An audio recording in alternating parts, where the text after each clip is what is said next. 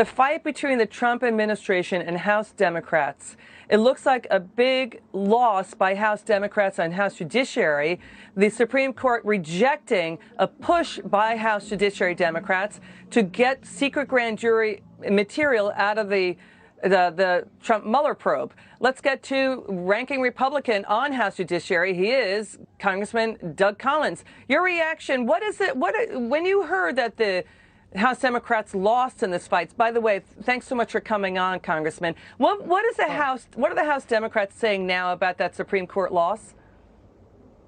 Well, they're saying they'll try to fight it and say it was wrong, and they should have it. But the problem is they've been wrong from the start. This is Jerry Nadler and the House Democrats and the Judiciary Committee have been nothing out except a perpetual investigation, witch hunt against this president, and they wanted information they could not get, and they never actually engaged in the Judiciary Department with DOJ to actually find out what they could get. They just went straight to the courts. They went straight for information they should never get in these processes. And the sad part about it was if they ever wanted to change that, they could have actually looked at changing the law. They chose not to work on that. They chose to go to court thinking the court would give them the relief that they want, and they got what they deserved today, nothing.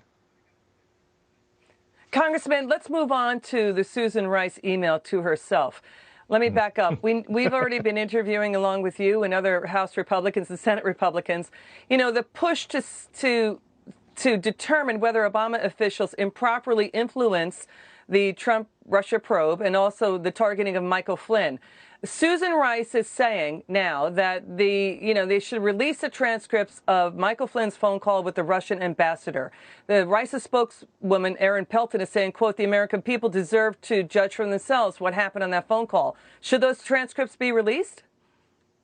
No, Susan Rice is, look, this has become the most famous CYA memo that's ever been written. It was written 2 weeks after a meeting in the Oval Office. Now, think about this, Liz, in the Oval Office with Obama, Biden, Comey, Yates, Susan Rice, and she wrote it 2 weeks after, and she repeatedly said Comey made sure the president knew that they were doing it by the book. We know he wasn't doing it by the book because we've been following this for a long time. And so on the day of the inauguration, she may have had an epiphany and said, oh, my gosh, somebody might actually find out we were spying on the incoming administration, and I need to cover myself and cover Comey and cover President Obama to make sure everything looks right. She is just simply diverting her own thoughts to say that she did nothing wrong, and it couldn't be further from the truth. Susan Rice has the credibility that is nothing now, and she needs to own up to what she did, and I'm looking forward to the Senate looking into that. And I'm also looking forward to the DOJ wondering who unmasked these people and who let it be leaked to the press, because that is a crime.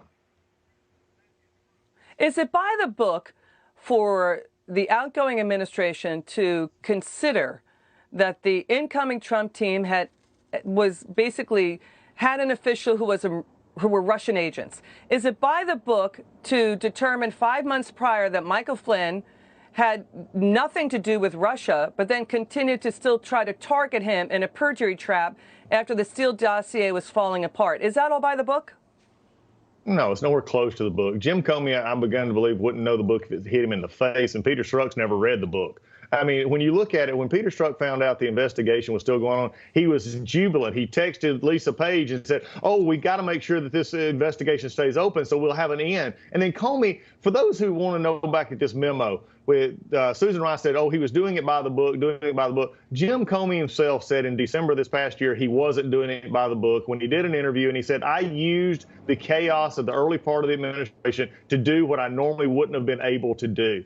Just take his own words out of his own mouth. He condemns himself, yet he walks around as if he is Superman. He's really just a shameful part of a corrupt cabal that was after a candidate and then a president, and it should be punished. Yeah, it seems like James Comey wanted to keep it open. He told Peter Strzok to keep it open, you know, the look-see into Michael Flynn, because he wanted to see what was going on with that phone call, even though, you know, they didn't have the goods on Michael Flynn. It was that phone call at that time. The context of what Susan Rice is saying and the Democrats are saying is this, that the Mueller probe would find contacts between Trump campaign officials and Russia, you know, and that happened after WikiLeaks released the hacked DNC emails, but the Mueller probe didn't charge anybody for Russian conspiracy. No, it didn't. In fact, the Mueller probe actually showed what we knew, that there was no collusion between Russia and there was no obstruction. Remember, this did not happen in that Oval Office meeting, although it is interesting now that the what we've seen for long is a deputized, criminal gang, it looks like, of Strzok, Page, McCabe, and Comey. And now it goes into the Oval Office with Joe Biden and President Obama and Susan Rice. We're after them for a long time. This goes back months when they were actually looking at him as a candidate. We go back to the Carter Page, Papadopoulos. This is just trying to get a president they did not like. And if you don't believe it, look at the text messages. Should Congress call in Susan Rice? Because here's Susan Rice denying to PBS's Judy Woodruff in the spring of 2017 that she knew anything about Obama officials doing surveillance when a large number of Obama officials were doing unmasking. Watch this. In the last few hours, we've been following a disclosure by the chairman of the House Intelligence Committee, Devin Nunes, that in essence, during the final days of the Obama administration, during the transition after President Trump had been elected, that he and the people around him may have been caught up in surveillance of foreign individuals and that their identities may have been disclosed. Do you know anything about this? I know nothing about this. I was surprised to see reports from Chairman Nunes on that count today. Okay, so she denies it, but Congressman, I want you to take a listen to what Senator Ron Johnson, is chair of the Senate Homeland Security, is saying on this. Listen to Senator Ron Johnson here. I'll get your reaction after the bite. Admit the first thought when I read that declassified email was, why in the world was that ever classified? My next thought really went to the point you were making here. We didn't witness what America has become so famous for, a peaceful, cooperative, well-wishing transition of power. Instead, we saw a corruption of that transition. A transition that was really designed to sabotage and really upend the new administration. Your reaction, Congressman? Look, Susan Rice has been used to telling a lot of whoppers in the Obama administration. She was the point on many things that were just not true. And look, you can lie to Judy Woodruff. You can lie to her and say, I didn't know anything about it, but she better hope she didn't lie under oath. And she better hope she doesn't lie if she gets called in and been put under oath with the Senate. Because if she does there, then she's perjuring herself.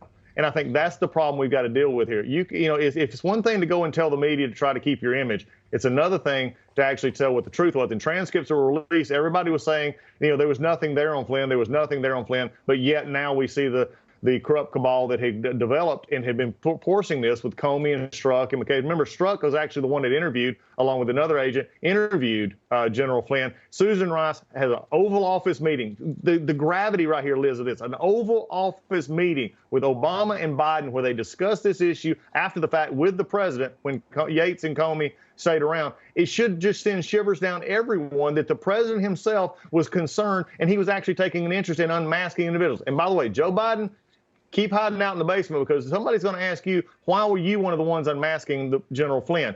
This is something that needs to be investigated, and it needs to be answered. If they can do it to them, they can do it to anybody. Congressman, great to have you on. Come back soon. Look forward to it. Take care.